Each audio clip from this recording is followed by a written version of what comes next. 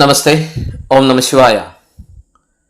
നമ്മൾ പുതുതായി പഠിക്കാൻ പോകുന്ന സ്വരയോഗം അല്ലെങ്കിൽ ശരനൂൽ യോഗം എന്ന് വിളിക്കുന്ന ഈ മഹാവിദ്യയുടെ ഉദ്ഭവം എവിടെ നിന്നാണ്? എന്താണ് ശരനൂൽ ശാസ്ത്രം? എന്തിനാണ് ശരനൂൽ ശാസ്ത്രം? എവിടെ നിന്നാണ് ഈ ശാസ്ത്രം ഉദ്ഭവിച്ചത്? എന്താണ് ഇത് ചെയ്താലുള്ള പ്രയോജനങ്ങൾ? ധാരാളം പേര് നമ്മുടെ ശരനൂലിനെ കുറിച്ചിട്ടുള്ള 3 വീഡിയോകൾ കണ്ടതിന് ശേഷം അതിൻ്റെ അന്വേഷണത്തിൻ്റെ ഭാഗമായി ഇത്തരം ചോദ്യങ്ങൾ ചോദിക്കാറുണ്ട്. അപ്പോൾ ശരനൂലിൻ്റെ അർത്ഥം നമ്മൾ പറഞ്ഞു. ശരം എന്നുള്ളത് ശ്വാസം അല്ലെങ്കിൽ പ്രാണനാണ്. നൂൽ എന്നുള്ളത് ശരീരം അല്ലെങ്കിൽ ശരീരത്തിൻ്റെ ഉള്ളിലെ സൂക്ഷ്മമായ നാഡീ സംവിധാനങ്ങളാണ്. അപ്പോൾ ശ്വാസത്തെ നിയന്ത്രിച്ചുകൊണ്ട് ശ്വാസത്തിന് പിന്നിലുള്ള സൂക്ഷ്മശക്തിയായ പ്രാണനെ അറിയുകയും അത്തരത്തിൽ അറിഞ്ഞ പ്രാണനെ ഉപയോഗിച്ച് ഇട, പിങ്കള, സുഷുമ്ന നാഡികളാകുന്ന നൂലുകളിലൂടെ ഈ പ്രാണനെ കടത്തി വിട്ട് ഇതുമായി ബന്ധപ്പെട്ട് നിൽക്കുന്ന ചക്രവിധാനങ്ങളെ, പ്രാണൻ കേന്ദ്രീകരിച്ചിരിക്കുന്ന സൂക്ഷ്മ ശരീരത്തിലെ ഊർജ്ജമണ്ഡലങ്ങളായിട്ടുള്ള ചക്രങ്ങളെ എനർജൈസ് ചെയ്ത് മൂലാധാരത്തിലെ ശക്തിയെ ഷഡാധാരങ്ങൾ 6 ചക്രങ്ങൾ ഭേദിപ്പിച്ച് സഹസ്രാരത്തിൽ കുടികൊള്ളുന്ന ശിവനുമായി യോഗം ചെയ്യിപ്പിക്കുന്ന വിദ്യയാണ് യഥാർത്ഥത്തിൽ ശിവസ്വരോദയോഗം അല്ലെങ്കിൽ ശരനൂൽ യോഗം, സ്വരയോഗം, ശിവകുണ്ഡലിനി യോഗം, ശിവരാജയോഗം, ശിവതന്ത്രയോഗം എന്ന് പറയുന്നത്. തമിഴ് സിദ്ധപാരമ്പര്യത്തിലൂടെ വന്നപ്പോഴാണ് ഇതിനെ ശരനൂൽ യോഗം എന്ന് പറയുന്നത്. എവിടെ നിന്നാണ് ഇതിൻ്റെ ഉദ്ഭവം? എന്താണ് ശരനൂൽ എന്ന് നമ്മൾ പറഞ്ഞു.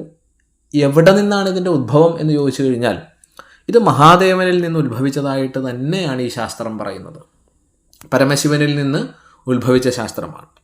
നമുക്കറിയാമല്ലോ, ശരനൂൽ യോഗത്തിൻ്റെ അതിൻ്റെ പാരമ്പര്യം അനുസരിച്ച് ശരനൂലിൻ്റെ അധിപനായ ദേവൻ മുരുകനാണ്, ശ്രീ മുരുകനാണ്. നമ്മൾ കേട്ടിട്ടുണ്ട് കുമാരീഖണ്ഡം എന്ന് വിളിക്കുന്ന വലിയ ഒരു സാമ്രാജ്യത്തെക്കുറിച്ച്. നമ്മളുടെ ഐതിഹ്യങ്ങളിലും ചരിത്രപരമായ വിശ്വാസങ്ങളിലും തമിഴ് അതിൻ്റെ തനതായിട്ടുള്ള സംസ്കാരവും അതിൻ്റെ സാഹിത്യവും ഒക്കെ ഈ കുമാരീഖണ്ഡം എന്ന് വിളിക്കുന്ന ഒരു സാമ്രാജ്യവുമായിട്ട് ബന്ധപ്പെട്ട് കിടക്കുന്നു. തമിഴ് പാരമ്പര്യമനുസരിച്ച്, അതിൻ്റെ വിശ്വാസമനുസരിച്ച് കുമാരീഖണ്ഡം എന്ന മഹാരാജ്യം ഭരിച്ചിരുന്ന പ്രധാന രാജാവാണ്, അല്ലെങ്കിൽ തമിഴരുടെ ദൈവമാണ് ആര്? മുരുകൻ, സ്കന്ദൻ, ശിവപുത്രനായ സ്കന്ദൻ. തമിഴ് കടവുൾ, തമിഴരുടെ ദൈവം എന്നാണ്. ഇപ്പോഴും തമിഴ്നാട്ടിൽ നമ്മൾ ചെന്ന് കഴിഞ്ഞാൽ പഴനി പ്രധാനപ്പെട്ട മുരുകക്ഷേത്രമാണ്, തിരുപ്പറക്കുണ്ട്രം പ്രധാനപ്പെട്ട മുരുകക്ഷേത്രമാണെന്ന് നമുക്കറിയാം. ഇതിനൊക്കെ തമിഴിൻ്റെ സംസ്കാരവുമായിട്ടും ഐതിഹ്യങ്ങളുമായിട്ടും ഒക്കെ ഇതിന് വളരെയധികം ബന്ധമുണ്ട് ഈ ക്ഷേത്രങ്ങൾക്ക്. അപ്പോൾ ഈ ഭൂപ്രദേശത്തെ ജനങ്ങളുടെ രാജാവും രക്ഷകനും ഭരണാധികാരിയുമായിരുന്നു ശ്രീ മുരുകൻ എന്ന് പറയുന്നത്. മുരുകൻ എന്ന് പറഞ്ഞാൽ യഥാർത്ഥത്തിൽ ആരാ? പരമേശ്വരപുത്രനാണ്. പരമേശ്വരൻ്റെയും പാർവതിയുടെയും പുത്രനായിട്ടാണ് പറയുക. നമ്മൾ തമിഴ് സാഹിത്യ ചരിത്രത്തിലെ 3 സംഘങ്ങളിൽ ആദ്യത്തേതായിരിക്കുന്ന മുതൽ സംഘം നടന്നത് കുമാരീഖണ്ഡത്തിലെ തെന്മധുരയിൽ വെച്ചിട്ടാണെന്ന് കരുതപ്പെടുന്നു. നമ്മൾ സംഘകാല കൃതികളെ പറ്റിയിട്ട് നമ്മൾ പഠിച്ചിട്ടുണ്ട്, അതിലേക്ക് വരാം.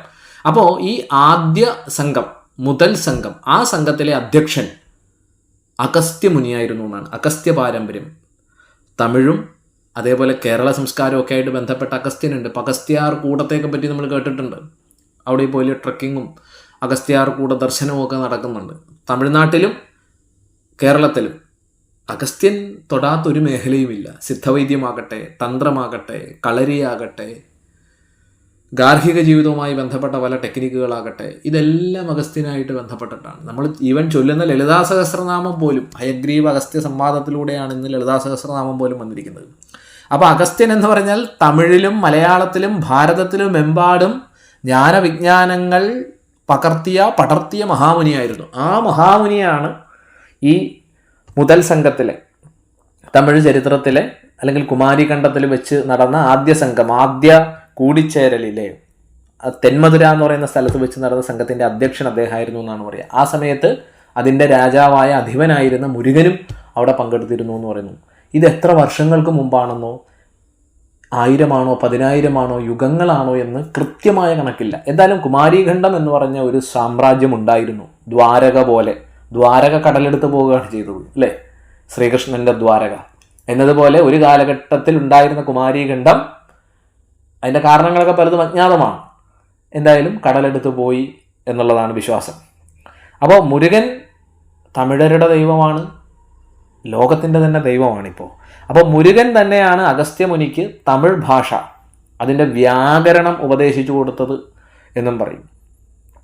നമ്മൾ കേട്ടിട്ടുണ്ട്, ഞാൻ ആദ്യം പറഞ്ഞു പഴനി മുരുകക്ഷേത്രത്തെ പറ്റി നമ്മൾ പറഞ്ഞു, അതുപോലെ തന്നെ തിരുപ്രക്കുണ്ടം ക്ഷേത്രത്തെ പറ്റി നമ്മൾ പറഞ്ഞു. ഈ സ്കന്ദപുരാണം അനുസരിച്ച് മുരുകൻ അസുര രാജാവായ ശൂരപത്മൻ അദ്ദേഹത്തെ വധിച്ചത് കുമാരീഖണ്ഡത്തിലുള്ള മഹേന്ദ്രഗിരി എന്ന സ്ഥലത്ത് വെച്ചാണെന്നാണ് പറയപ്പെടുക.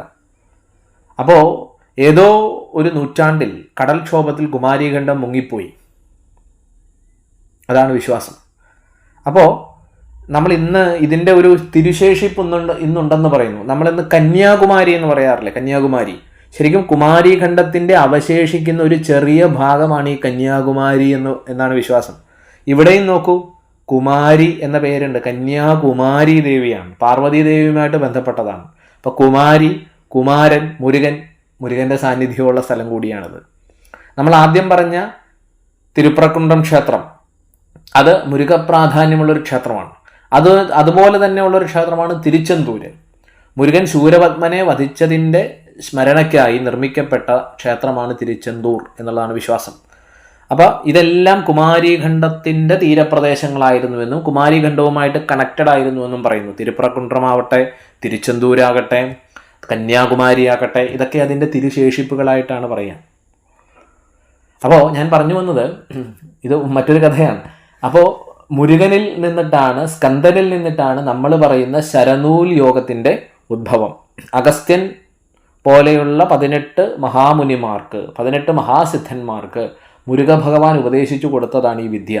മുരുക ഭഗവാൻ ഈ വിദ്യ സ്വീകരിച്ചത് തൻ്റെ സ്വപിതാവായ പരമേശ്വരനിൽ നിന്നും പാർവതിയിൽ നിന്നുമാണ് പുത്രനായ സ്കന്ദൻ മുരുകൻ ഈ വിദ്യ സ്വീകരിച്ചത്. അത് ഹിമാലയ പരമ്പരയിൽ വന്നപ്പോൾ അത് ശിവരാജയോഗം, ശിവകുണ്ഡലിനി യോഗം പോലെയുള്ള പേരുകളിൽ ഇതറിയപ്പെട്ടു. തമിഴ് സിദ്ധ പാരമ്പര്യത്തിലേക്ക് വന്നപ്പോൾ അത് സ്വരയോഗം, സ്കന്ദയോഗം, അല്ലെങ്കിൽ നമ്മൾ ഈ പറയുന്ന ഇന്ന് നമ്മളിപ്പോൾ പഠിക്കുന്ന ഈ ഒരു വിദ്യ ശരനൂൽ യോഗം, ശരയോഗം എന്ന പേരിൽ അറിയപ്പെട്ടു. അപ്പം ഇതാണ് ഇതിൻ്റെ പൊതുവെയുള്ളൊരു ചരിത്രം. കുമാരീഖണ്ഡവുമായിട്ട് ബന്ധപ്പെട്ടതാണ്. അവിടുത്തെ മഹാരാജാവായിരുന്ന, ആത്മീയതയുടെ ഉത്തുംഗ ശൃംഗത്തിലേക്ക് എത്തിച്ചേർന്ന പരമേശ്വരപുത്രനായ മുരുകൻ ഉപാസിച്ചിരുന്ന വിദ്യയാണ്. അദ്ദേഹം അഗസ്ത്യൻ ഉൾപ്പെടെയുള്ള സിദ്ധന്മാർക്ക് പറഞ്ഞു കൊടുത്തിരുന്ന വിദ്യയാണ്. കുമാരീഖണ്ഡത്തിലെ ജനത ചെയ്തിരുന്ന വിദ്യയാണ്. അവിടെ നിന്ന് ലോകത്തിൻ്റെ വിവിധ ഭാഗങ്ങളിൽ പ്രചരിപ്പിക്കപ്പെട്ട വിദ്യയാണ്. അപ്പോൾ ശൈവ പാരമ്പര്യമാണ് ഇതെല്ലാം, ശിവനിൽ നിന്നുണ്ടായതാണ്. ഇപ്പോൾ ശാക്തേയമാകട്ടെ ശിവനുമായിട്ട് കണക്റ്റഡ് ആണ്. നമ്മളുടെ തന്ത്രവിഭാഗത്തിൽ വരുമ്പോൾ 6 സമ്പ്രദായങ്ങളെ പറ്റി പറയാറുണ്ട്.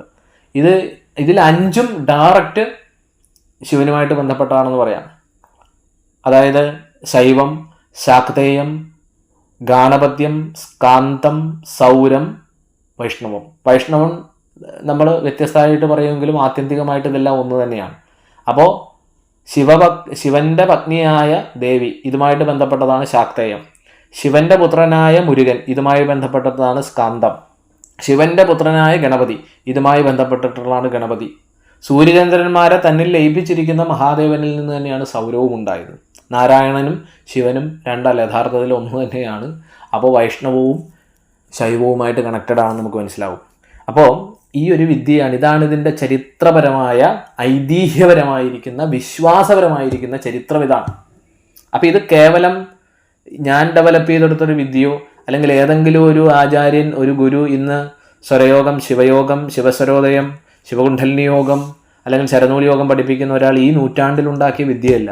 ആയിരക്കണക്കിന്, 10,000കണക്കിന്, ലക്ഷക്കണക്കിന്, സഹസ്രാബ്ദങ്ങൾക്ക് മുമ്പ് ഭാരതത്തിൽ നിലനിന്നിരുന്ന, അനേക ലക്ഷങ്ങൾ പ്രാക്ടീസ് ചെയ്തിരുന്ന ഒരു വിദ്യയാണ് നമ്മൾ ഈ പറയുന്ന സ്വരയോഗം അല്ലെങ്കിൽ ശരനൂൽ യോഗം, ശരയോഗം എന്ന് വിളിക്കുന്ന വിദ്യ.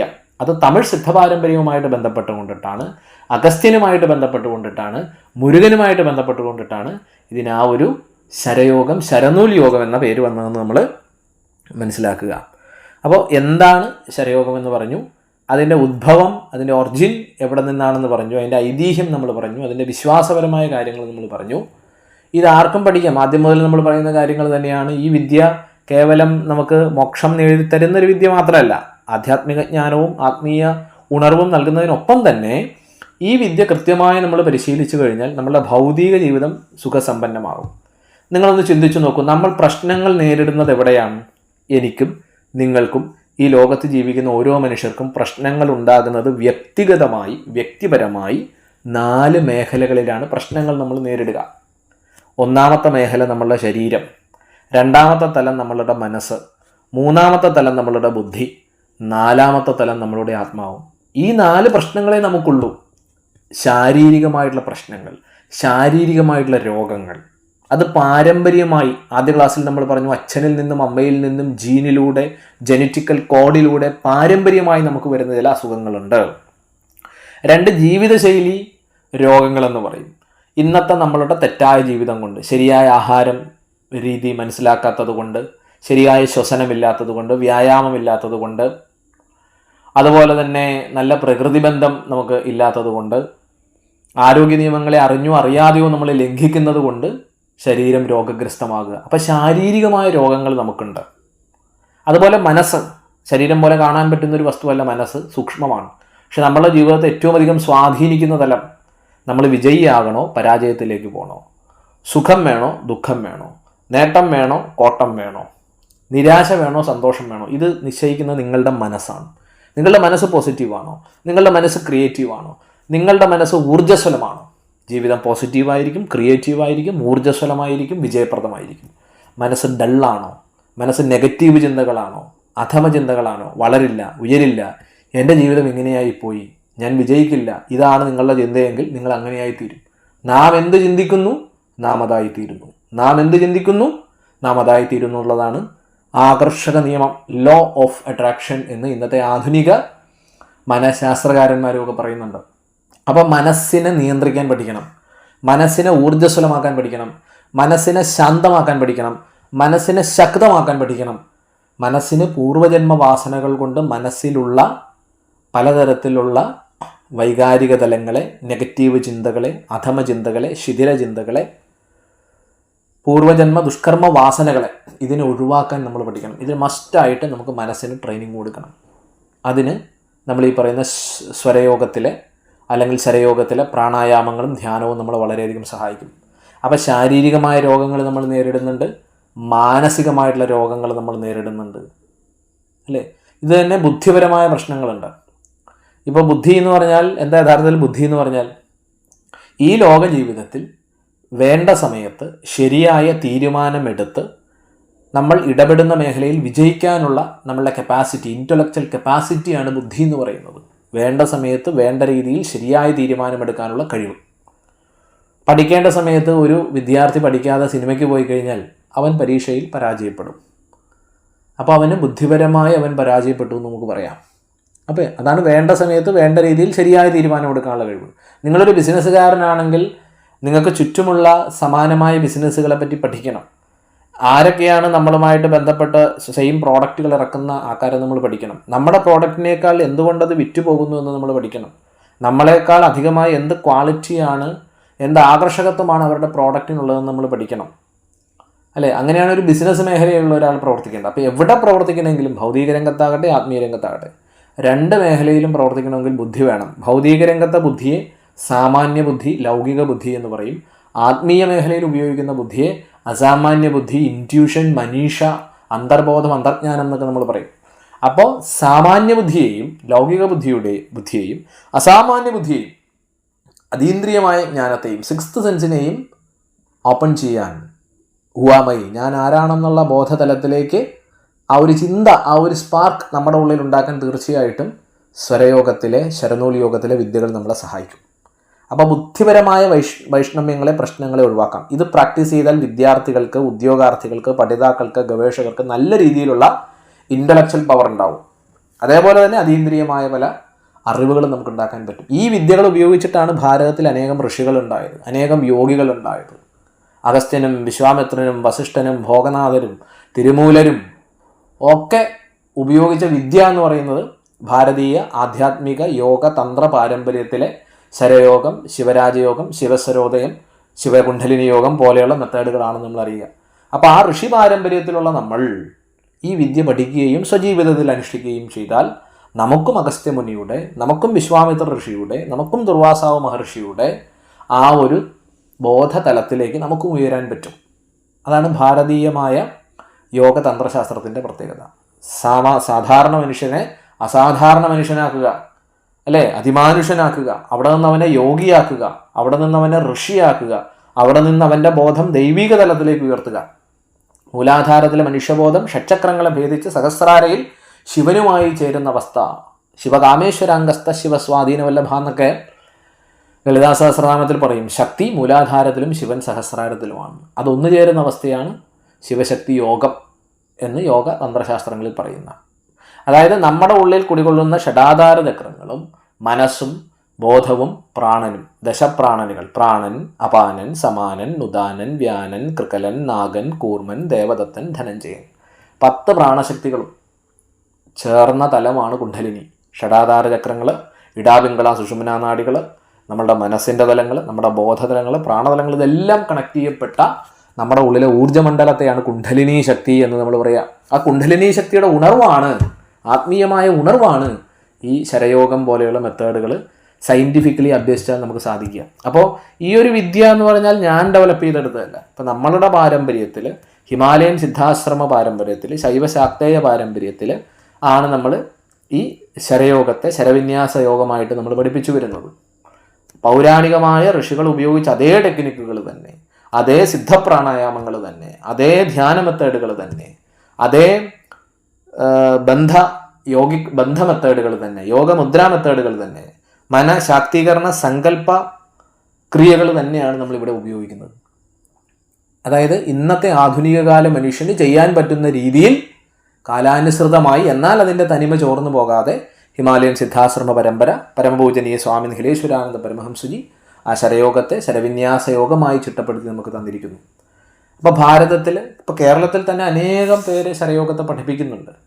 അതെല്ലാം മഹത്തരം തന്നെയാണ്. ഒരു പരമ്പരയും ചെറുതല്ല, ഒരു പരമ്പരയും വലുതല്ല. പഠിപ്പിക്കുന്ന എല്ലാ ആചാര്യന്മാരും ശരിയായ വിധത്തിൽ ഗുരുപരമ്പരാ സിസ്റ്റത്തിലൂടെ പഠിച്ചു വന്നതാണെങ്കിൽ അവർ പഠിക്കുന്ന വിദ്യയ്ക്ക് മഹത്വമുണ്ട്. ആ ഗുരുപരമ്പരാ സിസ്റ്റത്തിൽ നമ്മൾ പോയാൽ തീർച്ചയായിട്ടും നമുക്കും അതിൻ്റെ പ്രയോജനങ്ങൾ കിട്ടും എന്നുള്ളത് യാഥാർത്ഥ്യമാണ്. ഇതൊരു ഗുരു ശിഷ്യ പ്രശിഷ്യ പാരമ്പര്യത്തിൽ വരുന്ന ആത്മീയ വിദ്യയാണ്. ഇതിൽ വെള്ളം ചേർക്കാൻ സാധ്യമല്ല. ഇതിലാർക്കും ഒന്നും കടത്തിവിടാനും സാധ്യമല്ല. പണ്ട് ഗുരുക്കന്മാർ പറഞ്ഞു വെച്ച അതേ സിലബസാണ് നമ്മൾ ശരയോഗത്തിൽ പഠിപ്പിക്കുക. അത് ഏറ്റവും സിംപ്ലിഫൈ ചെയ്തിട്ടുള്ള മെത്തേഡുകൾ നമ്മൾ ഇതിൻ്റെ അകത്ത് ഉപയോഗിക്കുന്നുണ്ടെന്നുള്ളതാണ് പ്രത്യേകത. അപ്പോൾ എന്താണ് ശരയോഗം എന്ന് പറഞ്ഞു, എന്തിനു വേണ്ടിയാണ് ഇതിൻ്റെ പ്രയോജനം പറഞ്ഞു. ശാരീരിക, മാനസിക, ബൗദ്ധിക, ആത്മീയ പ്രശ്നങ്ങളെ പരിഹരിച്ച് വ്യക്തിപരമായ പുരോഗതി ഉണ്ടാക്കാൻ നമ്മളുടെ ശരീരവും നമ്മളുടെ മനസ്സും നമ്മളുടെ ബോധതലവും നമ്മളുടെ ചക്രതലവും എനർജൈസ് ചെയ്യപ്പെട്ടാൽ നമ്മളുടെ വ്യക്തി ടോട്ടൽ പേഴ്സണാലിറ്റി ഡെവലപ്മെൻറ്റ് നമുക്കുണ്ടാവും. വ്യക്തി സമൂഹത്തിൻ്റെ ഭാഗമാണ്. വ്യക്തികൾ ചേരുമ്പോഴാണ് കുടുംബങ്ങൾ ഉണ്ടാവുക. കുടുംബങ്ങൾ ചേരുന്നതാണ് സമൂഹം. സമൂഹം ചേരുന്നതാണ് രാഷ്ട്രം. രാഷ്ട്രങ്ങൾ ചേരുന്നതാണ് ലോകം.